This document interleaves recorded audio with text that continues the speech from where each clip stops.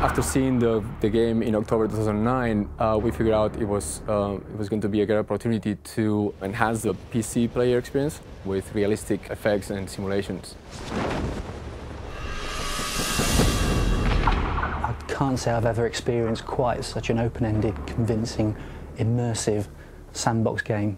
We had been experimenting with some simulations on water, ocean simulations, and we thought that we could add an extra notch on the looks of the game.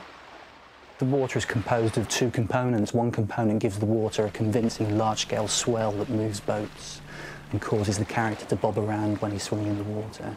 The water is much more real with more specular highlights, and it reacts as it should with boats and riggers swimming. We also added a wind-driven ripple effect that adds that last level of convincing detail that makes it look really special. Also, we saw that the game uses depth of field effects quite a bit, so we thought we could add some nicer looks to it to make it more film-like. What we've worked on mainly is bokeh filters. Bokeh is the name for blur in Japanese.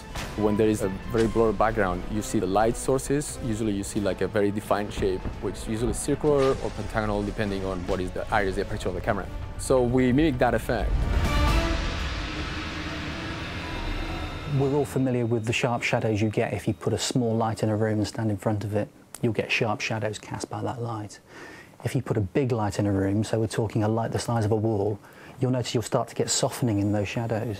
And if you take that even further and think of light coming from all around, what you get is really soft little blobby shadows under everything.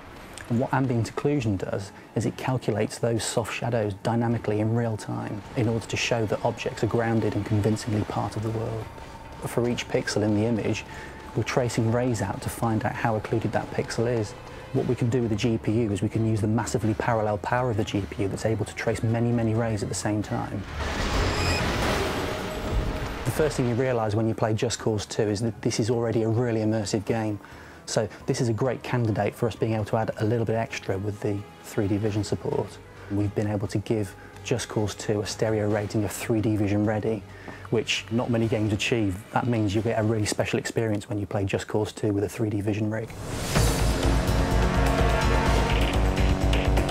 A game is a real-time entity, so we're doing stuff in a 60th of a second, for instance, that a movie has the luxury of any time they like to render a frame. They can fill a room with computers to do that. The main purpose is to make the looks of the game more close to reality and give the player a more immersive experience. It's really a beautiful experience.